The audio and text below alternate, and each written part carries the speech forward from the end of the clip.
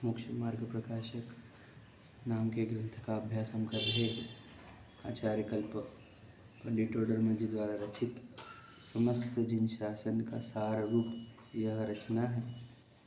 चारों अनुयोग और सभी का संतुलन संभाल कर निश्चय और व्यवहार के बीच की रहस्य को खोलकर सूक्ष्म से सूक्ष्म भ्रांतियाँ और दोष को नाश करके अपने मोक्ष मार्ग को कैसे प्रशस्त करना है, यह एकदम सुंदर निरूपण जो हमें प्रश्न उत्तरात्मक शैली से हमें समझाया गया है, अत्यंत करुणापूर्ण वचन है और बहुत सरस यह शास्त्र है। कितने भी बार पढ़ने पर बहुत आनंद आता है जिसमें। ऐसा ये ग्रंथ का अभ्यास हम कर रहे हैं। अधिकार 7वां चल रहा है। व्यवहाराभासी का प्रकरण है। व्यवहाराभासी को क्या है? व्यवहाराभासी कि जो निश्चय धर्म नहीं जानता, निश्चय धर्म अर्थात वास्तविक धर्म, सत्य धर्म, सच्चा धर्म। सच्चा धर्म क्या? जो वस्तु का जो स्वभाव, वस्तु का स्वभाव, उसका धर्म। हम चैतन्य वस्तु है और हमारा धर्म ज्ञान दर्शन है। ठीक है। अब जो जीव अपने चैतन्य वस्तु को नहीं जानते, स्वयं को मनुष्य ही मान रहे हैं, तो उनको ये कहा कि तुम मंदिर में जा, यही धर्म है। अब वो धर्म कैसे कर रहा है? मनुष्य के लिए मंदिर धर्म है। तो कहते तुम मनुष्य है, तू मनुष्य है ना। अब उसको तो ये समझा सकते तो आत्मा है कि उसकी भूमिका नहीं है, तो समझेंगे तू मनुष्य है ना, तो तू मनुष्य का यानी श्रावक का कर्तव्य है कि तू मंदिर जा। समझेंगे? तो वो मंदिर आया है तो वो कौन सा धर्म कर रहा है? मनुष्य की अपेक्षा से ही। ठीक है। अब यहाँ पर आया तो जीव है वैसे, समझेंगे? वो मनुष्य मान कर आया है, तो उसको मनुष्य आकृति वाले ही भगवान बताए कि देखिए भगवान जी है। आप उसमें प्रश्न पढ़ना चाहिए उसको कि ऐसे क्यों बैठे हैं, ये क्या बता रहे हैं, मुझे क्यों दर्शन करने चाहिए इनके, ऐसे प्रश्न पढ़ने चाहिए उसको। तो फिर वो इस खोज में पड़ेगा कि ऐसा क्यों, ये क्यों किया जाता है, तो उसको समझ में आएगा प्रश्न। समझेंगे नहीं? तो कहना ये है कि वो व्यवहाराभासी जो आता है मंदिर में, तो यहाँ पर वो खोजता नहीं, पूछता नहीं। उसको मतलब क्या, उसको अगर भगवान जी के दर्शन को बुलाए तो उसको लगता है दर्शन करना ही धर्म है, प्रक्षाल करना ही धर्म है, भक्ति स्वाध्याय करना ही धर्म है। समझ रहे? नियम अणुव्रत महाव्रत लेना ही धर्म है, जबकि धर्म ये तो सब व्यवहार से है ना। निश्चय धर्म तो ज्ञान दर्शन रूप परिणमन है, ज्ञाता दृष्टा रूप परिणमन है। ठीक है।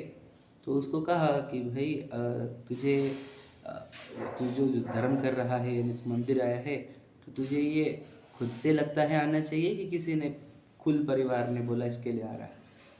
तो कुल की अपेक्षा से ही आता है मुख्यतः से। पहले तो जो आया है कुल अपेक्षा से ही आया। फिर उसको बोला कि भाई कुल अपेक्षा से आने से नहीं होगा, खुद के निर्णय से आना होगा, स्वयं के निर्णय से आना होगा। तो मुझे मंदिर में आना चाहिए कि नहीं आना चाहिए? तो निर्णय बोले तो परीक्षा करके आओ। तो वो बोलता है कि परीक्षा कैसे करें हम? परीक्षा करने पर तो हमारे को कभी ये सही लग रहा है, कभी ये सही लग रहा है, तो ये तूने बराबर परीक्षा नहीं की। फिर वो बोलता है कि मैं कितनी सारी परीक्षा करूँगा? तो बोले ज़्यादा परीक्षा की आवश्यकता नहीं है ना। कितने की? कि तू देव गुरु धर्म की परीक्षा कर, 7 तत्वों की परीक्षा कर और बंध मार्ग और मोक्ष मार्ग की परीक्षा कर। इतनी परीक्षा करेगा तो तुझे समझ में आ जाएगा कौन सा धर्म सही और ये धर्म क्यों अंगीकार करना चाहिए, है ना। तो उसमें से हमने अभी देव गुरु धर्म की चर्चा थोड़ी की थी, फिर से एक बार रिवाइज करते हैं कि तुझे देव की परीक्षा करनी चाहिए। तो देव किसे कहते हैं? देव का अर्थ सीधा साधा अर्थ ये होता है, जो दुनिया लगाती है वो अर्थ नहीं है। देव इस जीवन में देव की आवश्यकता क्यों होती है? वो इसलिए आवश्यकता होती है क्योंकि आप कोई भी ये मोटिवेशनल स्पीकर बोलो या कोई भी दुनिया में देखो, सबसे पहले बोला जाता है कि आपके लाइफ में टारगेट निश्चित होना चाहिए, लाइफ गोल, लाइफ ऑब्जेक्टिव। समझेंगे ना? तो देव इज इक्वल टू बस कि हमारा ऑब्जेक्टिव, हमारा टारगेट कि हम क्या अचीव कर रहा चाहते हैं, what I want to become. समझे क्या नहीं? तो देव उसके लिए होते हैं। तो फिर वो कैसे चाहिए कि उनसे ऊपर कुछ नहीं चाहिए। समझे क्या नहीं? देव को पोजीशन वो नहीं चाहिए जो सर्वोच्च हो। अब दुनिया जो है वो करता धरता मानती है भगवान को, और हम मानते हैं कि नहीं, वैसे है नहीं। तो फिर आपको परीक्षा करनी होगी कि हमारे जो देव है वो सही है कि वो जो देव बोल रहे वो सही है। हमारे में बोला कि वो भगवान जी कुछ नहीं देंगे, वो बोल रहे सब कुछ देंगे। ठीक है, परीक्षा करो क्या सब कुछ देते क्या भगवान जी? वो नहीं दे सकते। क्यों नहीं दे सकते? सब कुछ तो देते, सबको देते। ठीक है ना? जो दर्शन को जा रहे हैं उनकी गाड़ी वही गिर जा रही है क्या? बस क्यों कर रहे तुम? है क्या ना? और दुनिया में इतने लोग गलत गलत काम कर रहे हो तो पैसे वाले हो रहे हो, पैसे वाले हो रहे हैं, समझ रहे कि सब प्रॉपर्टी हो रही, घूम रहे फिर रहे, ऐश कर रहे। और ये धर्म वाले हो तो उनके साथ बुरा होते जा रहा है। ऐसे कैसे देव होती? लॉजिकली सोचना पड़ेंगे। देव देते हैं क्या? तो हम बोलते हैं कि नहीं देते, सब कर्म देते हैं। वो बोलते हैं कि नहीं भगवान जी देते। तो दोनों में सही क्या लग रहा है आपको? आप विचार करो। हम कहते हैं भगवान जी का चिन्ह क्या है हमारा? वितरागी, कि हमारे भगवान जी वितरागी है ना? तो आपको वितरागी देव चाहिए कि रागी द्वेषी? वो बोलता है नहीं, हमारे रागी द्वेषी चाहिए देव। तो मैं बोला देखो, रागी द्वेषी होंगे तो तुमको दंड भी देंगे, याद रख, छोड़ेंगे नहीं फिर तुम्हारे तुमने गलत किया कि देंगे पटके तुम्हारे को। तो फिर और फिर याद रखना, कभी ऐसे भी कर सकते कि उनके फेवर के लोगों को ज़्यादा अच्छा करे और तुम उनके जो फेवर के नहीं उनको बुरा करे। समझे क्या नहीं? तो ऐसा भी हो सकता है वो कि तुम वो पार्शलिटी करने लग जाए, चलेगा क्या? नहीं नहीं, भगवान जी ऐसे नहीं छेड़ेंगे हमारे को। कैसे? कि जो हमारा दंड दे या पार्शलिटी करे, है ना? मतलब देखो, किसी किसी को अच्छा बहुत अच्छा कर रहे हैं, किसी को बुरा कर रहे हैं, तो ऐसे देव चाहिए क्या आपको? ऐसा जज भी नहीं चाहिए हमारे को, बराबर है क्या नहीं? तो क्या फिर देव कैसे चलेंगे आपको? भगवान कैसे चलेंगे रागी द्वेषी? तो भगवान जी कैसे चाहिए आपको? वितरागी ही चाहिए। समझे क्या नहीं समझे? वितरागता ही एक्सेप्ट होगी, याद रखना। उनको ही पूछो, आप लेके आओ किसी को, हम पूछेंगे कि भगवान जी रागी द्वेषी रहेंगे, इसका अर्थ क्या? कि वो अपनी बीवी को फेवर करेंगे, बच्चों को फेवर करेंगे, तेरे को नहीं करेंगे, चलेगा कि? देखो, अब जब उनको बीवी बच्चे हैं तो फेवर किसको करेंगे वो? लॉजिकली है क्या नहीं? वो भी बच्चों को फेवर करेंगे। अब जब ऑप्शन आएगा उनका बच्चा और तू, तो क्या सिलेक्ट करेंगे वो? उनका बच्चा सिलेक्ट करेंगे वो, है कि नहीं?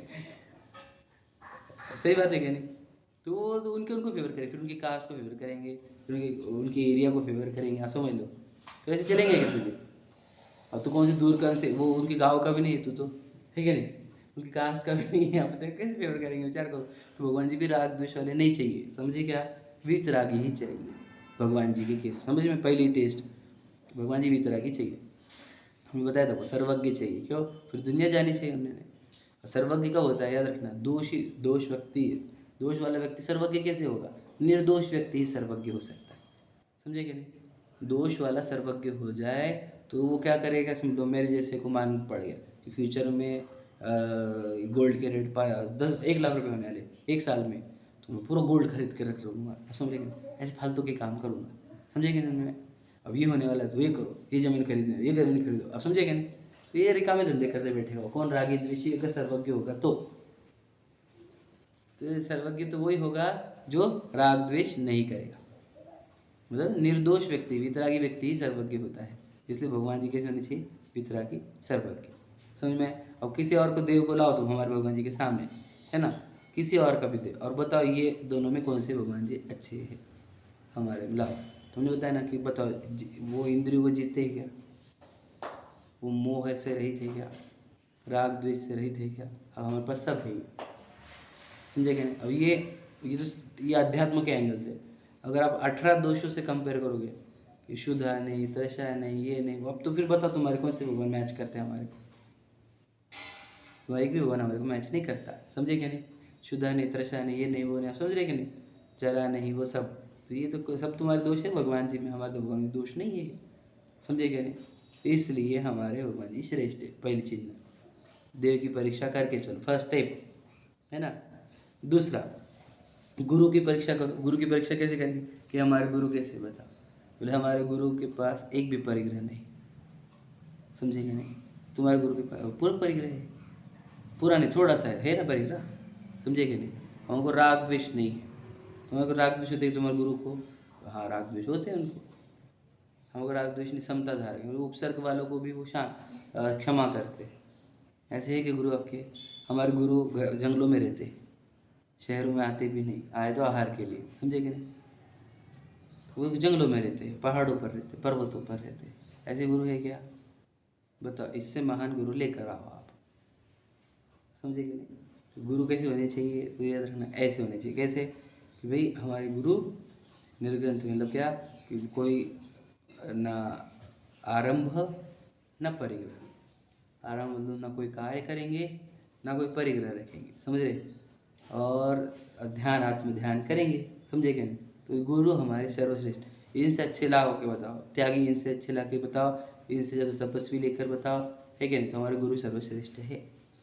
समझ में आया? ये दूसरा मुद्दा। तीसरा धर्म का। तो हमारा धर्म कैसा है? कल बताया था, अहिंसा परमो धर्म। अहिंसा वाला धर्म है हमारा। हमारे धर्म में सूक्ष्म जीव की भी हिंसा चलती नहीं और आत्मा की हिंसा भी नहीं चलती। सूक्ष्म हिंसा नहीं चलेगी मतलब क्या? ना हम रात को खाएंगे, ना मनचना पानी पिएंगे, ना मर्यादा के बाहर का खाएंगे, समझ रहे कि नहीं समझ रहे? ना जमी कंद खाएंगे, ये नहीं खाएंगे हम। क्यों? उसमें बहुत जीव होते हैं, समझे कि नहीं? तो हम वो इतना हिंसा पालते, छोटे जीवों को भी नहीं मारना चाहते। हम देख कर चलते हैं, झाड़ू मारते, क्लीनिंग वगैरह सब हमारा एंगल इसी से कि हम हिंसा नहीं कर रहे हैं। ये धर्म, फिर धर्म कैसा है? जब हम दूसरों की अहिंसा पालन करेंगे तो हम अपनी भी अहिंसा पालन करेंगे। मतलब क्या?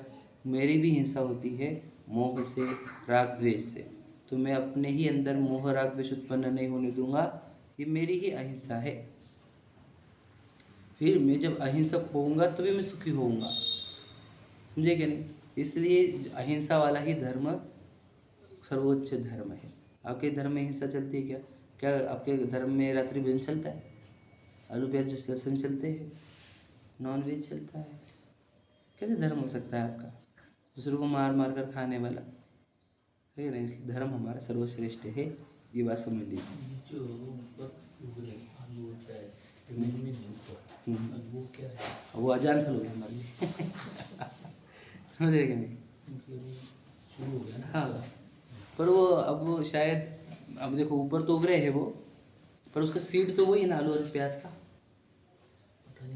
सीड तो वही होगा ना। मतलब कहाँ से उगेगा वो? बेस तो लगेंगे कुछ मिट्टी में, बस समझिए ऊपर आ रहा है, लेकिन बेस तो कुछ चाहिए ना, सीड। तो सीड तो आलू और प्याज का ही होगा, है क्या नहीं? बिना आलू प्याज के सीड को कैसे होगा फिर? सीड तो लगेगा। अब ये इसलिए श्योर नहीं है हम इस बारे में। अब ये तो सब सर्वज्ञ की ज्ञान है। अब कौन सर्टिफाई करेगा इसको? कोई नहीं कर सकता भैया, सर्टिफाई कोई नहीं कर सकता। बताओ, और प्रश्न नहीं है क्या नहीं? वैसे जमीकंद एंगल है हमारा, पर अब ये अब वो उगा ऊपर है तो उसमें है कि नहीं कोई? अब देखो नहीं, आलू प्याज के लॉजिक, आलू प्याज का लॉजिक जमीकंद है हमारा, और ऊपर वालों में जो लॉजिक है वो अलग है। आलू प्याज का लॉजिक हमारा जमीकंद था, समझ रहे कि नहीं? तो फिर ये ऊपर जमीकंद ने आए, ऊपर आए, ऐसा ही प्रश्न है। तो हम बोल रहे हैं सही में आ रहे क्या? क्या ऐसे आ रहे ना पक्का। देखो अब देखो, अब बोलना ये है या फिर वो अब वो खाए कि नहीं खाए? बताओ। तो क्यों चाहिए आलू प्याज? तुम बाकी नहीं पुर रहे बाकी की नहीं पुर रहेगा पेट जो वो त्याग हो अब तो, है कि नहीं? कंपेयर करते केला भी ऊपर आ रहा, आलू भी ऊपर, फिर आलू क्यों नहीं खा रहे? नहीं समझ में आ गया मुझे। अब देखो मैं बताता हूँ कि हमारा धर्म कौन सा धर्म है जी? ये कौन सी वाणी है? जिन वाणी। अब जिन वाणी का अर्थ क्या होता है? सर्वज्ञ की वाणी। सर्वज्ञ बता सकते हैं उसके अंदर है कि नहीं। अब हम हमारे जैसा, याद रखना, इस धरती पर आज के डेट पर कोई भी नहीं है ऐसा जो प्रूव कर सके कि उस आलू में जीव है कि नहीं है। कौन प्रूव करके बताएगा? बताओ बोला। साइंस की लैबोरेटरी भी नहीं चेक कर सकती इतना सूक्ष्म, समझे कि नहीं? तो ये सिर्फ सर्वज्ञ की वजह नहीं चाहिए उसको, बस कि ये है कि नहीं है। अगर नहीं है, जहाँ शंका है, मत खाओ ना। तो इतना क्यों आ सकती है प्रश्न? हमारे जैसों के लिए तो प्रश्न ही नहीं उठता है। लेकिन वो लोग कम प्रश्न पूछेंगे तो हम बोलेंगे हम उसके बारे में कुछ नहीं जानते। वो हमारे लिए अनजान, इसलिए हम नहीं खाएंगे उसको, समझे कि नहीं? हम नहीं जानते उसके अंदर है कि नहीं है। अगर है और हम खा लिया तो, और खा रहे तो किस अपेक्षा से खा रहे? आसक्ति से खा रहे बस, है कि नहीं? जो पता, जब बहुत सारे ऑप्शंस अवेलेबल है फिर क्यों खाया जा रहा है? समझे कि नहीं? बहुत सारे ऑप्शन अवेलेबल, वो खाओ, है कि नहीं? हम दो लौकी खाओ, एक लौकी लौकी बस हो गया बस हो गया, इसको जिंदगी कट सकती है, कोई फर्क पड़ रहा, ठीक है? दो चार और एक्स्ट्रा, मतलब बाकी की आवश्यकता है ना? समझ लीजिए। तो इसका अर्थ ये होता है कि ये प्रश्न, ऐसे प्रश्न उठते हैं, तो ऐसा उसको उत्तर ही है कि हम नहीं जानते उसके बारे में, ठीक? तो देखो, तो धर्म के बारे में बात हो गई कि हम धर्म भी हमारा कैसा है? अहिंसक धर्म है, ठीक है? तो देव, गुरु और धर्म, इतनी तीन तो परीक्षा करनी पड़ेगी तुम्हारे को कि देव, समझे, कि देव कैसे होते हैं ये परीक्षा, गुरु कैसे होते हैं ये परीक्षा, और धर्म कैसा होता है ये परीक्षा। मतलब किसके देव सच्चे, किसके गुरु सच्चे, किसके धर्म सच्चे। देखो, जिसने देव के बारे में सही बोला हो, गुरु के बारे में सही बोला हो और धर्म के बारे में सही बोला हो, वो हाँ, तो उसके बाकी कथन भी प्रामाणिक मानना। समझे ना भैया ये लॉजिक? जो मुद्दे की बात है वो सही बोल दी है, तो जो मुद्दे की नहीं है उसमें क्या को झूठ बोलेंगे। देव का स्वरूप सबसे बेस्ट बताया उन्होंने, सबसे निर्दोष बताया, सबसे प्योर बताया, तो फिर उनके अन्य कथन भी प्रामाणिक ही होंगे। वही एग्जाम्पल है, आलू हाँ प्रामाणिक ही है। बराबर है, बराबर है कि नहीं खाएंगे हम, समझे क्या? क्यों? कि हमारे शास्त्र के आज्ञा नहीं है वैसे। तो कहना क्या है कि आप जिसके वचन, देखो, देव गुरु धर्म के ही कथन एकदम सही हो, समझे क्या नहीं, तो उसके बाकी के कथन सही ही होंगे। याद रखना, अगर हम आलू का नहीं खाने का बोल रहे हैं तो ये कथन को एक्सेप्ट कर लेना। क्यों? कि जब देव के कंसेप्ट हमने गलत नहीं बोले तो हम ये क्यों गलत बोलेंगे कि आलू में जीव है। बात समझे कि नहीं समझे? प्रश्न समझो, बहुत इंपॉर्टेंट बात यही है कि आप बोलते हो आलू में जीव, किसने देखे? क्योंकि कोई साइंस की लैबोरेटरी इसको प्रूव नहीं कर सकती। याद रखना मेरी बात। तो आपके पास क्या प्रमाण है कि ये सही है? ये तो आप मन से बोल रहे हो। नहीं, हमने देव गुरु धर्म के बारे में सही बोला कि नहीं? सही बोला ना। तो याद रखना, फिर आलू के बारे में जो बोल रहे हैं वो भी सही मानना पड़ेगा। क्यों? बोलो, वो बात थी, प्रत्यक्ष और अनुमान से इसकी परीक्षा नहीं की जा सकती है। पहले पेज पे आ गए। हाँ, समझ रहे कि नहीं? देव गुरु धर्म की परीक्षा की जा सकती है ना, ये प्रत्यक्ष और प्रमाण से आप परीक्षा कर लो इसकी, देव गुरु धर्म की। और आलू की बोलो, तो इसको क्या कर लेना, ये प्रत्यक्ष और प्रमाण से, जब अनुमान से जब प्रमाणिक नहीं की जा सकती, उसको आज्ञा से स्वीकार करना। समझ में आएगा नहीं? तो रात्रि में इतने जीव रहते क्या? आलू मांस भक्षण जितना रहता है, कौन बोला कितने जीव होते हैं? समझेगा नहीं? ये देखो, प्रत्यक्ष अनुमान से तो नहीं मैच हो रही है, लेकिन जो आज्ञा एक रात्रि में इतने जीव रहते तो रात्रि में रहते, और एक अपेक्षा से अनुमान भी लगता है। कैसे समझ में? क्या कि रात्रि में जैसे सूर्यास्त होता है तो इतने जीवों की उत्पत्ति होती है, सूक्ष्म, भूख लगी है उनको, तो अनाज पे जाएंगे कि नहीं जाएंगे? बिल्कुल जाएंगे, अटैक करेंगे पूरा। और धरती पर अनंत जीव उत्पन्न होते जगह जगह पर। ये गाय का स्क्रोट में दिखते हैं। वो नहीं, वो सूक्ष्मता की कितनी लेवल है, और जो दिखेंगे वो बहुत मोटे जीव रहेंगे। समझे क्या नहीं? इतना सूक्ष्म ज्ञान किसके पास है? सर्वज्ञ के पास ही हो सकता है। इसलिए उनकी आज्ञा हम पाल लेना। समझे क्या नहीं? उन बोले आटे के 5 दिन, 3 दिन, 8 दिन, बराबर है। अब तुम कहाँ दिख रहे हो उसमें जीव, कहाँ दिख रहे हो उसमें जीव? भैया अब तुम्हारा ज्ञान नहीं काम कर रहा है। ठंडी के दिन चल रहे हैं ना, अब कितने दिन के हमारे इधर बताओ? 5 या 8 है अभी ठंडी में, बताओ। 3 दिन तो बारिश के दिनों में है ठंडी। हाँ, ठंड में 8 है। 8 है, ठंड में 8 है, गर्मी में 5 है। ठंड में 5 दिन की है, गर्मी में 8 है। गर्मी के 8 दिन नहीं आएंगे, गर्मी के 5 होंगे। कंफर्म कर लेते। चलो बात, चलो तो 3, 5, 8 कहाँ से लाया आपने? लाए कहाँ से बताओ? बोलो, सर्वज्ञ की वाणी से। और बोलोगे कि ये क्यों है ये सब मर्यादा? भरी एक्सपायरी डेट तो तुम्हारे प्रोडक्ट पे भी आते हैं पे, खराब होता है कि नहीं? वो तो ये प्रोडक्ट खराब हो, किसे? भगवान जी ने देखी ना इसको, समझे क्या नहीं? अब पानी की मर्यादा 48 मिनट, लौंग डालोगे स्वाद चेंज होगा, कलर चेंज होगा 6 घंटे, उबाल लोगे 24 घंटे। तो मर्यादा कहाँ से आई हुई? तो ये इसमें क्या करना? आज्ञा स्वीकारना। समझे क्या नहीं? कि 48 मिनट के बाद कहाँ दिख रहे जी, कहाँ दिख रहे जी? भैया तो थोड़े दिखने वाले हो। समझ रहे क्या नहीं? उसकी परीक्षा नहीं कर पाओ। नहीं, उसकी परीक्षा नहीं कर सकते, उसको आज्ञा से स्वीकारना। समझ रहे कि नहीं? तो ये सब चीज़ों में आज्ञा स्वीकारी जाती है, इसकी परीक्षा। हम बिल्कुल साइंटिफिकली प्रूव करना चाहते हैं, हम ट्राई करते हैं कि इसको प्रूव करके बताएं। मैं तो बताता भी हूँ कि भाई तुम्हारे घर में पानी रखो 10 दिन, तो उसमें जीव लटे उत्पन्न होती, तो कहाँ से उत्पन्न हुई? वो कहाँ से आई? किसने डाली उसके अंदर? डाली थोड़ी है, कहाँ आई? वही है जीव जो बने बड़े। समझो बात को, समझे कि नहीं समझे? सीधा सीधा प्रूव हो रहा है कि उसके अंदर जीव उत्पन्न हो, हम लॉजिकल है, मतलब ये भी बात बता रहे। तो उसमें प्रश्न चिन्ह नहीं उठाने चाहिए इसमें। जब हमने ये बात सही बोली है देव गुरु धर्म की, तो ये वाली बातें सही ही बोली है। इसको आगे से स्वीकारना और इसकी परीक्षा करना। परीक्षा में 3 चीज़ें बताई हुई, इतने 3 चीज़ों की परीक्षा कर लेना। देव गुरु धर्म हो गया पहला। अब 7 तत्वों की चर्चा करते हैं अपन। अब देखो, अब आप अन्य धर्मों में या दूसरे धर्म में कंपैरिजन करना है तो आपको ये चेक करना है कि 7 तत्व सही बताए हैं कि गलत बताए हैं। ठीक है, बस 7 तत्व। अब 7 तत्व के बारे में जीव और अजीव को एक साथ ले रहा हूँ। जीव तत्व अजीव तत्व यानी क्या? एक जीता जागता जीव होता है और एक मिट्टी का ढेला होता है अजीव। समझ रहे कि नहीं? जीव और अजीव। ये मिट्टी का ढेला कर्मों ने बनाया हुआ है, ये अजीव है, और इसके अंदर रहता हुआ एक जीव है। ठीक है, तो जीव और अजीव दो वस्तु है क्या? नहीं है? है। तो ये जीव को जितना भी दुख है वो किससे है? इस देह के मोह से है। क्या? कि ये देह मैं हूँ, ये मोह होता है। फिर देह के फेवर की चीज़ें से प्रेम होता है, उसको राग कहा जाता है। और देह के विरुद्ध में जो चीज़ें होती है उसको द्वेष कहा जाता है। समझ रहे? ये 3 दोष होते हैं, ध्यान समझ लेना। तो मैं हूँ कौन? जीव द्रव्य। देह कौन है? अजीव है, यानी सब 5 द्रव्य जो है वो अजीव में आते हैं। तो जीव और अजीव, समझ रहे? तो देह क्या हो गया हमारे लिए? पर द्रव्य हुआ। पर द्रव्य का मोह करना, राग द्वेष करना, समझ रहे क्या नहीं? पर द्रव्य का मोह करना, राग द्वेष करना कब होता है? जब हम पर द्रव्य में और जीव और अजीव को सही तरीके से नहीं जानते। समझे कि नहीं समझे? ध्यान से सुन लें। अब हमारे जैन धर्म में हमारे भगवान जी जो है, जो क्या कर रहे हैं? वो जीव की ओर लगे हुए हैं क्या अजीव की ओर लगे हुए? ये बताइए हमारे। अजीव का मोह है क्या उनको? नहीं। अजीव का राग द्वेष है क्या? नहीं है। देखिए, जीव और जीव का विभाजन उनकी प्रतिमा में ही हो गया है, नहीं हुआ क्या? हमारे गुरु क्यों जंगलों में जाते, क्यों नग्न रहते, क्यों एक टाइम खाते? बोलो, क्यों केश लोच करते? बताओ, केश लोच क्यों करते? भैया तुम्हारा ठीक था जंगलों में जाना, खींच खींच के क्यों निकाल रहे बाल?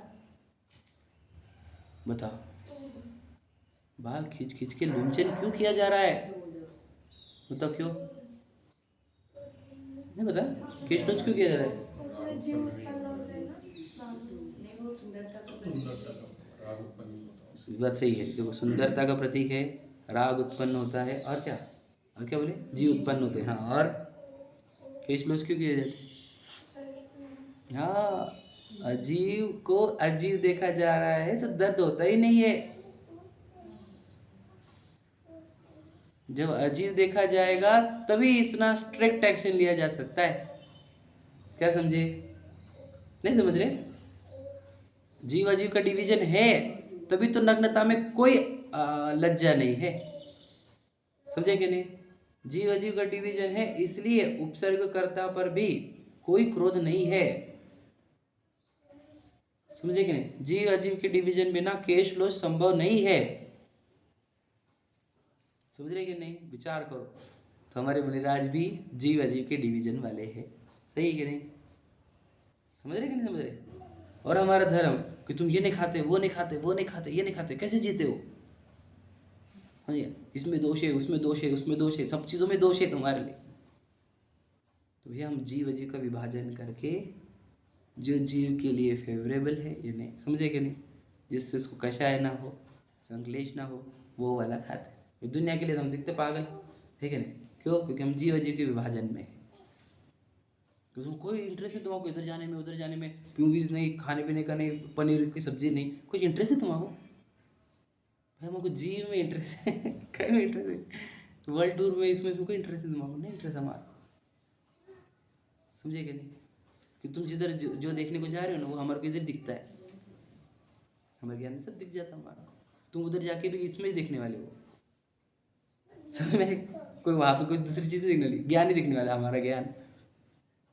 तो उस जीव का इंटरेस्ट, तो हमारी दुनिया से हमारा जो आचरण रहता है वो अलग क्यों रहता है? कि पूरी दुनिया धिंगड़ धांगा, समझेंगे? अब हमारे लोग भी होगी धिंगड़ धांगा, समझेंगे? और हमारा एकदम साधारण सात्विक जीवन, क्यों? हम जीव अजीव के विभाजन में ही जीते हैं, हम जीव के फेवर में काम करते हैं, इसलिए हमारा आचरण शरीर की फेवर वाला नहीं रहता है। शरीर की फेवर में क्या रखता है? बहुत टेस्टी खाना, बहुत सुंदर कपड़े, बहुत समझे घूमना फिरना, मूवीज़ जाना, ये इस अजीव के फेवर के काम हो गए। मर्यादा में खाना, अवक्ष नहीं खाना, मूवीज़ वगैरह नहीं देखना, समझ रहे? छान छान करके पानी पीना, जीवों की रक्षा करना, समझ रहे? जीवन उसमें लगाना, स्वाध्याय करना, है ना, पाठशाला करना, ये सब क्या हो गया, हम जीव के फेवर वाले हैं। समझे क्या लॉजिक, समझ रहे यार? ये बहुत गहरी गहरी बात है, समझना होगा आपको कि हमारे देव भी, हमारे गुरु भी और हमारा धर्म भी सब जीव अजीव के विभाजन के आधार पर ही चलता है।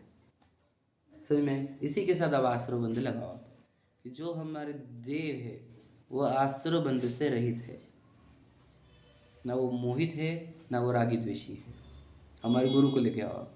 हमारे गुरु भी ना मोह करते हैं देह का, ना परिवार का, ना संयोगों का, न राग करते हैं उपसर्ग निवारण कर्ता पे, और न द्वेष करते हैं उपसर्ग कर्ता पे। तो इसलिए वो आश्रवों से रहित है। और हमारे मनुष्य अगर श्रावक की बात करें तो वो भी याद रखना, अधिकांश रूप से अगर वो राग करता तो वो अल्पयास भी खा लेता, वो रात को भी खा लेता, वो अभक्ष भी खा लेता, वो अनिति भी कर लेता, परस्त्री सेवन भी करता, लेकिन वो ये नहीं करता। क्यों नहीं करता? क्योंकि वो बोलो राग द्वेष कम करने के कार्य है, चालू है उसका, देह से मोह उसका छूटते जाता है। समझे क्या नहीं? तो ये राग द्वेष आश्रव को जीतने वाला धर्म है हमारा। समझ में? मैं पहले जैन धर्म का बता रहा हूँ, फिर से कंपेयर करके मैं अजैन पे आ जाऊँगा, ठीक है? अब अजैनों के भगवान बताओ आपको, समझ रहे भगवान, तो वो जीव अजीव के विभाजन वाले है कि नहीं है, ये प्रश्न है। बताओ, प्रश्न समझे क्या भैया? जीव अजीव का विभाजन ही नहीं है भाव। उनके गुरु के केस में आ जाओ, जीव अजीव का विभाजन है क्या? समझ रहे कि नहीं? अब बताओ, मोह राग द्वेष है क्या उनको? समझ में आ गया क्या बोलना चाहता हूँ? वह समझ में आया? मोह राग द्वेष भी है। अजीव को जीव, देखो अजीव का मोह चल रहा है, अजीव को मैं माना जा रहा है, अजीव का आकर्षण है, राग है ना, संयोग में लेकर चलते हैं, और है ना, और फिर जो गलत करता है उसको द्वेष, उसको मारने की इच्छा है। मोह राग द्वेष वाले हो गए। अब समझिए, अब जो मोह राग द्वेष वाले हैं उनको क्या होता है, बंधन होता है कि नहीं? तो बंधन होते हैं उनको, तो बंधन में मतलब जेल में है वो जेल बढ़ा रहे हैं। हम मोह राग द्वेष घटाकर जेल घटा रहे हैं हमारे। अब जेल घटाने वाले अच्छे की जेल बढ़ाने वाले, आप विचार करो। तो बंध का भी श्रद्धान नहीं है उनको कि हम बंधेंगे इससे। समझिए क्या बात? समझ, एकदम गहरी गहरी बात है, एकदम सात तत्वों को, कि वो जो भाव कर रहे हैं, यानी वो पत्नी के साथ है, बच्चों के साथ है, हाथ में त्रिशूल आदि जो भी होगी, तो इसका तो क्या होता है कि ये अभी जेल में है और इनकी जेल बढ़ने वाली है। तो खुद अभी मोह कर रहे हैं, राग द्वेष कर रहे हैं, अब इससे क्या होगा, वापस जेल मिलने वाली इनको।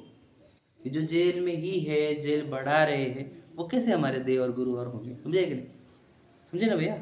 बहुत गहरी बात है, समझ रहे? ये बात अपने पास, खाली अपने पास ही है, बाकी पास हाँ, तो इसीलिए तो मैं, अरे अपने पास भी है लेकिन अपने को पता नहीं है। बाकी नाम भी नहीं है ना, कुछ भी ही नहीं संबंध। हाँ, मोह की ही बात है सब। अब अच्छे से देखना, देखो मैं तो बोलता हूँ ना कि मैं तो परीक्षा करके आया हूँ, तो इसलिए अपना ज्ञान कभी डावाडोल होता ही नहीं कि ये अच्छा है कि वो अच्छा है। पता है ना हमारे को कि क्या है दुनिया में। कोई मान के चलो हमारे सामने कोई बड़ी बड़ी बंगलोज ले रहा है, कार ले रहा है, फॉरेन टूर जा रहा है, तो हमारा डावाडोल नहीं होता कि अपन भी जाते। क्यों नहीं होता? हमारा आश्रम में जी रहा है वो, बंधन हो रहे हैं उसको, वो जेल में, उसके कर्म क्या क्या धोपड़ धो रहे हैं उसको पता ही नहीं इसके क्या क्या होगा, इसके आगे हमको पता चलता है तो हमको हमारा बिगड़ता नहीं हमारा भाव, अरे कैसे ऐसे कैसे ऐसे, समझ रहे कि नहीं? हमें पता है इसके क्या क्या होगा आगे। तो फिर ये अन्य देव ये करते हैं, दांडे खेल रहे, कितना एंजॉय कर रहे लोग, हमें पता है क्या एंजॉय चल रहा है क्या नहीं हो रहा है, कितने राग द्वेष हो रहे हैं, कैसे विकार हो रहे हैं, कितने धर्म से दूर जा रहा है, आत्मा से दूर जा रहा है, इसका क्या क्या होगा हमको समझता है ना? तुमको इच्छा नहीं होती भैया, हमको देखने की भी इच्छा नहीं होती, दिख गया तो ऐसा लगता है कि पागल हो गए लोग। समझ रहे कि हमेशा बोलता हूँ ना, नाचने वाले बाहर से आते थे पहले, समझ में आया क्या? घर वाले खाना बनाते थे, उल्टा हो गया हमारा, है क्या? हमेशा है, बहुत अच्छी बात है, घर वाले बाहर वाले खाना बना रहे हैं, जिनके पास न द्रव्य शुद्धि, न क्षेत्र शुद्धि, न काल शुद्धि, न भाव शुद्धि, उनसे हम खा रहे हैं। इसलिए बुद्धि वैसी हो रही नाचने आने की, जैसा खाएगा अन्न वैसा होएगा मन। उन लोगों की फीलिंग्स क्रिएट हो रही है अपने अंदर, क्योंकि उनके हाथ से खा रहे हैं। समझे कि नहीं? अब भाव अब बिगड़ेंगे नहीं तो कैसे सुधरेंगे क्या? बहुत विचार करो, निचले लेवल पर गिरते जाएंगे भाव, और उसी को प्रूव भी करेगा, नहीं नहीं सही नहीं तो गलत थोड़ी गलत थोड़ी गलत थोड़ी, चलते रहते करो प्रूव उसको आप, है कि नहीं? पंचम काल, कल तो कॉन्सर्ट भी देखा हमने, जैनों का कॉन्सर्ट, है कि नहीं? जबलपुर में हुआ एक, नहीं पता? जैनों का कॉन्सर्ट हुआ है जबलपुर में, नहीं पता आपको? अब कुछ भी होगा, आप जैनों का दांडी चलोगे, कॉन्सर्ट भी चलूँगा, बाकी कुछ और चलूँगा, देखो आप, है कि नहीं? कॉन्सर्ट समझते कि नहीं? बहुत बड़े बड़े स्टेजेस, म्यूज़िक, उसमें डांस और वो सब सामने लोग खड़े, ठीक है? बोलना ये चाहता हूँ कि आश्रव बंध समझ रहे कि जो मोहित होगा, राग द्वेष रूप होगा, उसको बंधन होता है। तो वो आश्रव और बंध रूप है कि नहीं? वो लोग जैनों को छोड़कर विचार करो, राजन, वो आश्रव बंध रूप है। तो जो बंध रूप है, जो संसार में जन्म मरण करने वाले हैं ये लोग, तो वो सही है कि ये जो आश्रव बंध का अभाव कर समझे कि मुक्त होने वाले वो सही है। विचार करो आप, उनके जीवन में आश्रव बंध हो रहे कि नहीं हो रहे, और हमारे जीवन में हो रहे कि नहीं हो रहे, समझे? संवर, आश्रवों को रोकना, समझ रहे कि आश्रव नहीं होने देना, है ना? तो ये संवर जो है वो तो है क्या? संवर हमारे अंदर संवर कैसे क्या है? हमारा जीवन ही बताता है कि हम राग द्वेष होने नहीं देते ज़्यादा, ठीक है?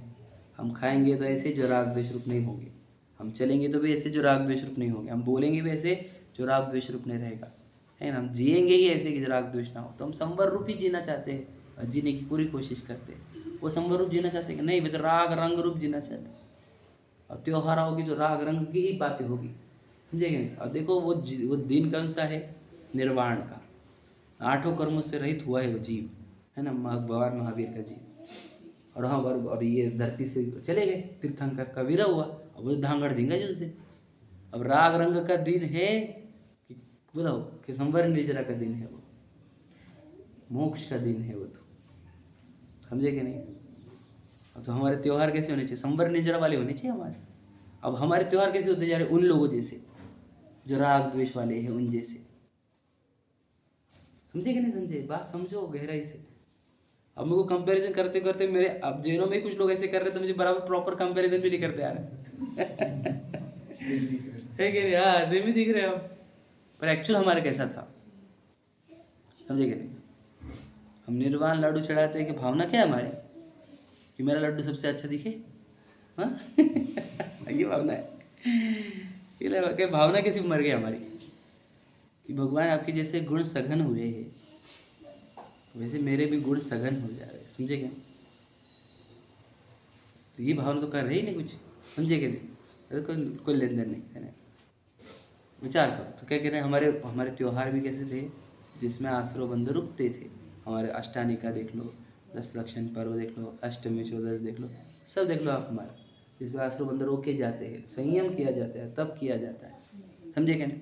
तो ये हमारा धर्म आश्रव बंधों को रोकने वाला, समझे कि नहीं? संवर करने वाला, निर्जरा करने वाला, कैसे? तप से इच्छा का निरोध करते जाते हैं, है ना? हमारी इच्छा कितनी है याद रखना, हमारी इच्छा की लेवल अगर आप देखेंगे तो हमारी इच्छा की बाउंड्री आ गई है न्याय के लेवल पर। हमारे को अगर इच्छा भी होती है तो न्याय पूर्वक चीज़ों की ही होती है, और जो अजैन है वो याद रखना, उनकी इच्छाएं अन्याय तक भी पहुंच जाती है, वे अपने भगवान की स्टोरी भी अन्याय तक पहुंचा देते। क्या समझ रहे? गहराई समझ रहे कि नहीं समझ रहे? और समझना, तो हमारी इच्छा घटती गई कि नहीं? अब बताओ, आपको ही अपने आप को देख लो, स्वाध्याय करने वाले उन जीवों की इच्छा कम होती है कि ज़्यादा होती है? कम होती है।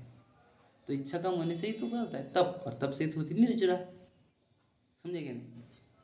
तो हमारा धर्म तो इच्छा का नाश करने वाला धर्म है, और उनका धर्म बताओ इच्छा नाश करने वाला है कि इच्छा बढ़ाने वाला? कंपेयर करो आप। हमारे पास भगवान जी के पास हम आए तो हमारे को बोला कि हम कुछ नहीं देंगे हमारे को, और उनके पास आए तो बोले बोल देखो क्या होना, समझे? अब बताओ कौन से भगवान जी अच्छे, ये कुछ नहीं देने वाले कि देने वाले? ये बताओ पहले आप। हमारे कुछ नहीं देते, वो तो भी देते हैं, तो बताओ वो अच्छे है कि नहीं? क्यों? क्या कारण भी मांगने पर दे रहे, और ये तुम मांगने पर भी दे रहे नहीं, अब वो नहीं अच्छे क्या? वो क्या देते मान के चलो कि वो देते हैं, समझ में? तो देते नहीं लॉजिकली, तुम्हें पता है हमारे को कि कर्म से मिलता है, मान के चलो वो देते हैं, तो अच्छे नहीं है क्या वो? क्यों गलत है? जो देंगे वो लेंगे। लॉजिक बताओ, लॉजिक भैया नहीं समझे आप? जो चैप्टर कहाँ चल रहा है अपना, टॉपिक क्या चल रहा? अगर हमारे मांगने पर वो देंगे तो हमारी इच्छाएं बढ़ेगी कि घटेगी? इच्छा बढ़ाने वाली हो जाएंगी वो, नहीं समझे? इच्छा बढ़ाने वाले यार नहीं। फिर आज हमने ये मांगा है कि नहीं 800, फिर हम मांगेंगे फिर स्विफ्ट, फिर हम मांगेंगे फिर कौन सी भाई क्रेटा, फिर मर्सिडीज, फिर BMW, फिर रोल्स रॉयस, फिर और कोई समझे कि नहीं, फिर चेतक वो विमान है ना, पुष्पक विमान, फिर मांगते रहेंगे जिंदगी भर। जो मांगने पर देते वो भिखारी बनाते। और हमारे भगवान जी बोले इच्छा खत्म कर, तो टेंशन नहीं रहेगा, तेरे को वापस मांगने की जरूरत ही नहीं ठीक है? बाद में मेरे पास आने की जरूरत ही नहीं, आज ही इच्छा खत्म कर, कभी जिंदगी में मांगने की जरूरत नहीं। अब कौन से अच्छे आप इच्छा समझे? मांगने पर देने वाले कि मांगने पर नहीं देने वाले, ये तो समझना होगा आपको। तो हमारे भगवान जी इच्छा का अभाव करना सिखाते, और बाकी इच्छा बढ़ाने वाले। तो मांग बेटा, आई एम देयर, समझ में? अब देते तो कुछ नहीं मिला क्या, लेकिन बात ऐसी है, लेकिन मिलेगा तो उसको उसके कर्म से। लेकिन ऐसा ही प्रचलन है कि मांगने पर देते, मांगने पर देते, देंगे नहीं भिखारी बनाएंगे, समझे कि नहीं? जिंदगी भर भिख मांगते फिरेगा तू, चल ना, कभी तुझे मैं भगवान हूँ ये फीलिंग ही नहीं आएंगी, हमेशा फीलिंग आएगी मैं दास हूँ इनका। अब भगवान बना रहे यहाँ पे हम, तो भी भिखारी बनकर रहना चाहता है, तो क्या बता रहे? तो यहाँ पर बता कौन सा धर्म है जो भगवान बनाने की बात करता है, कौन भिखारी बना रहा है? विचार करो आप। ये किसकी बात बोल रहा हूँ मैं? निर्जरा। हमारे में इच्छा का अभाव करना सिखाते हैं, जिससे निर्जरा होती है, और वहाँ पर इच्छा बढ़ाई जाती है। मतलब क्या होता है? बंद होता है। क्यों बताओ? इच्छा से ही बंधन होता है। कल ही बात हुई थी, ये वापस रिपीटेशन है मेरे लिए। तो कल शाम को ही बोली थी मैंने कि इच्छा क्या करती है? इच्छा इज इक्वल टू क्या? इच्छा इज इक्वल टू ऑर्डर डालने की मशीन। हम यहाँ बैठे हैं, मुझे जिस संबंधी इच्छा चल रही है, याद रखना, उसके संबंधी पूरे कर्म ऑर्डर किए जा रहे हैं वहाँ पर, जिसकी जिसकी मुझे इच्छाएं चल रही है, समझे क्या नहीं?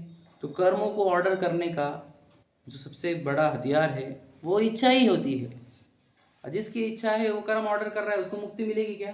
सीधी बात है, नहीं मिलेगी, क्योंकि इच्छा जो है वो निरंतर ऑर्डर कर रही है कर्मों को। क्या समझे? समझे कि नहीं समझे? लॉजिक समझना बात को, बहुत गहरी बात है ये। जिसके अंदर जितनी इच्छा उतना दुख भी और तिक कर्म भी, तो याद रखना मेरी बात। तो इच्छा तो कर्मों को और दुख को ऑर्डर करने की मशीन है। तो हमारा धर्म क्या करता है बताओ? कि इच्छा का नाश करने को बताता है। इससे क्या होगा? कर्म के ऑर्डरिंग रुक जाएंगे और दुख भी रुक जाएंगे। और बाकी के धर्म बताओ, इच्छा के नाश के लिए प्रयत्न करा रहे क्या कुछ? वो तो बढ़ा रहे। और किस बात से बोलते हो आप बढ़ा रहे हो? क्योंकि वो बोलते हैं ना भगवान जी से मांगो, सब देंगे, सब देंगे। हमारे धर्म में चालू कर दें लोगों ने, बिन मांगे सब देते, धन संपत्ति यश बालक बच्चा। अच्छा क्यों, क्या कर रहे भैया? जैनों को हम गलत बोल रहे हैं, तुम जैनों में लेके आ गए सब चीज़ें कि ये भगवान जी ये देंगे, ये भगवान जी ये देंगे, ये भगवान जी ये देंगे, इधर जाएंगे तो ये, रविवार को करेंगे तो ये, शनिवार को देंगे तो ये, इधर वाले ये, उधर वाले ये। वही काम हो गया जैनों जैसा सेम। अब तुम भी वापस वही भिखारी बनने की तैयारी कर रहे हो, आप भगवान बनने की धर्म, और भी बनो भिखारी। समझेगा नहीं? मांग मांग कर खाने की आदत होगी तुझे। समझ बात को गहराई से। तो हमारा धर्म क्या है? इच्छा का अभाव करने वाला, निर्जरा तत्व समझाया गया, ठीक है। और मोक्ष, अब बताओ, मोक्ष की प्योर बात करने वाला जैन धर्म नहीं है, अजय धर्म क्या ही नहीं। वो तो बस भक्ति ही मोक्ष है उनके लिए, भक्ति ही मुक्ति बोले जाती है उनके लिए। भक्ति तो क्या, वो भगवान जी की भक्ति करो, उनके आश्रय में चले जाओगे, उनके चरणों में चले जाओगे तो मुक्ति हो गई तुम्हारी। ऐसी मुक्ति होती क्या? वैकुंठ में जाकर रहने का, स्वर्ग को ही मुक्ति बोल दिया जाता है। इतनी गहराई नहीं हर हमारे में। बता, जन्म जरा मृत्यु विनाश है, संसार ताप विनाश है, अक्षय पद प्राप्त है, काम बाण विनाश, शुदा रोग विनाश है, मोहांधकार है, अष्टकर्म धन है, महामोक्ष। आठों की आठों मोक्ष की ही है, समझे कि नहीं? हर एक समझे, यहाँ पर हमारा दर्शनम देव देवस्य दर्शनम पापनाशम दर्शनम मोक्ष साधनम। यहाँ पे हमारा शुरुआत ही मोक्ष से होती है धर्म की हमारे। अरे तो भगवान 4 कर्म से, अरे सिद्ध भगवान 8 कर्म से रहे, बताओ मोक्ष की ही चर्चा है। तो मोक्ष तो है ही नहीं उधर, मोक्ष तो सिर्फ इधर है। फिर परीक्षा करो कि 7 तत्व है क्या वहाँ पर सही तरीके से, कहीं पर भी नहीं है 7 तत्व। और हमारे पास 7 तत्व है, समझे क्या नहीं? जीव जीवाश्रो बंध संवर निजरा मोक्ष तत्वम, समझ रहे हैं? उसके पहले क्या है? तत्वार्थ श्रद्धानम सम्यक दर्शनम। ये 7 तत्व है और इनके श्रद्धान से सम्यक दर्शन की प्राप्ति होती है, समझे क्या नहीं? और वहाँ पे 7 तत्व नहीं है तो बता, सम्यक दर्शन की प्राप्ति है क्या? नहीं। सम्यक ज्ञान होगा क्या? नहीं। सम्यक चरित्र होगा क्या? नहीं। मोक्ष होगा क्या? नहीं। कैसे समझ रहे आप? इतना समझ रहे? जहाँ पे 7 तत्व नहीं है, समझ लीजिए, वहाँ पर सम्यक दर्शन होगा क्या? नहीं होगा। 2000 वर्ष के करीब करीब हो गए तत्वार्थ सूत्र जी को लिखकर। उन्होंने क्लियर लिखा कि सम्यक दर्शन और सम्यक ज्ञान सम्यक चरित्र से मोक्ष होता है, ये मोक्ष का मार्ग है, बराबर है। और सम्यक दर्शन होता है 7 तत्वों के श्रद्धांत से। देखो इस सिद्धांत को कोई तोड़ नहीं सका, सूत्र है तत्वार्थ सूत्र का, कोई तोड़ नहीं सकता इसको, क्या कि तत्व के श्रद्धांत से सम्यक दर्शन होता है। और जीव जीवाश्रय बंध संवर निजरा मोक्ष तत्व, ये 7 तत्व होते हैं। तो ये सिद्धांत लिख करके 2000 वर्ष हो गए, कोई काट नहीं सका इसको। तो याद रखना, वहाँ पर 7 तत्व नहीं है। 7 तत्व नहीं, इसका अर्थ क्या होता है बताओ? सम्यक दर्शन ही नहीं, सम्यक ज्ञान नहीं, सम्यक चरित्र नहीं, मोक्ष मार्ग नहीं। तो बताओ वो धर्म है कि नहीं है? जहाँ पे मोक्ष ही नहीं है, जहाँ पे सुखी होने का रास्ता ही नहीं, जहाँ पे श्रद्धा ही सही नहीं होती, ज्ञान सही नहीं होता, आचरण सही नहीं होता, अब वो धर्म सही कि सही धर्म आपके पास कौन सा धर्म मिला आपको पता है क्या? आपको एकदम प्योर धर्म मिला है, लेकिन हमको बिल्कुल कौड़ी की कीमत नहीं इसकी। हम 2 अभक्ष के चक्कर में जैन धर्म को बर्बाद कर सकते, छोड़ सकते हम। एक स्पर्श इंद्रिय के चक्कर में धर्म को छोड़ सकते हैं। एक नाच गाने के लिए जैन धर्म को छोड़ सकते। इतनी कौड़ी की कीमत रखी हमने जैन धर्म, समझे कि नहीं? इतना महान धर्म अब किसके भाव बिक रहा है? कौड़ियों के भाव बिक रहा है जैन धर्म। कौन बेच रहे हैं? जो जैनों में जन्मे हैं वो, समझे कि नहीं? अब क्या होगा इस जैन धर्म का बताओ? ये सोच सोच के तकलीफ होती बहुत। ये ऐसे जैनिज्म को कौड़ी के भाव में बेच रहे हैं, समझ रहे? अब जैनिज्म का क्या होगा? ये धरती का सबसे सर्वोत्कृष्ट तत्व ऐसे ही खत्म हो जाएगा थोड़ी देर बाद। होनहार का विचार आता है तो शांति हो जाती, लेकिन तकलीफ होती ज़रूर है। जिनको हम जिनवानी से सोचो, जिनवानी तो कितने जनों को मिलती नहीं, जिनको मिल रही उनको सुनने की नहीं, समझ रहे कि नहीं? ये नहीं प्रॉब्लम, वो प्रॉब्लम, ये प्रॉब्लम, वो प्रॉब्लम, समझे? अब बताओ कैसे होगा भला? कैसे होगा? ये वो वाणी है, कौन सी बोलो? तत्वार्थ श्रद्धानम सम्यक दर्शन, ये वाणी है हमारे पास। हमारे पास सोचो, अभी कंपेयर करके बताया भैया जैनों को और अजैनों को, बताया कितना महान है हमारे पास। और हम क्या वैल्यू, हम तो बिल्कुल उनके जैसे होते जा रहे। बताओ, उनके जैसे देव मानने लग गए हम, उनके जैसे गुरु मानने लग गए, उनके जैसा धर्म आचरण करने लग गए, उनके जैसे राग रंग खान पान हो गया हमारा। अब बताओ हम जैन बचे क्या? प्रश्न ये है हमारा, नाम में जैन है हम, समझ में? बिल्कुल उनके जैसा जीवन है हमारा। जीव जी का विभाजन वाला चाहिए, आश्रय बंधे के अभाव वाला चाहिए, संवर निर्जरा वाला चाहिए, इच्छा के अभाव वाला चाहिए, मोक्ष की तीव्र भावना वाला चाहिए जीवन हमारा, समझे क्या? तब हम जैन हैं। अगर हमारे पास ये सब नहीं है तो हम जैन नहीं, हम बिल्कुल अजैन हैं। खुद को ही सही समझ लेना। मैं खुद को ही समझ लूँ मैं जैन हूँ कि अजैन हूँ, आप अपने आप को समझो। हमें महान धर्म मिला है, उसके याद रखना, उसकी भावना भाव। अरे आप अगर आप ग्रहण करोगे, किसी को समझा पाओगे तो ये जैनिज्म टिकेगा आगे तक। हम सीखेंगे नहीं तो हम कैसे सिखाएंगे, कैसे टिकेगा जैनिज्म?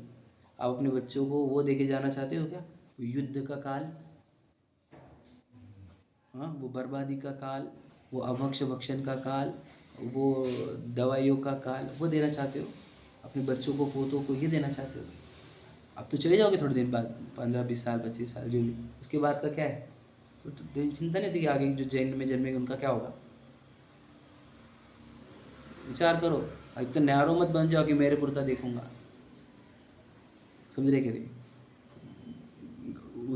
लंबा सोचो थोड़ा सा, समझे कि नहीं? तब बनेंगे अच्छे। नहीं तो हम न्यारो खुद तो फिर है ना, आत्मकल्याण में खुद का ही सोचा जाता है, लेकिन जो व्यवहार में आप तो दूर तक सोचो, समझे कि नहीं? कि किसके साथ क्या होगा, 18,500 साल चल रहा है, उनको यदि सब खुद को अंगीकार करना होगा, समझाना भी होगा सब तरह। ठीक है, चलो सहेजा।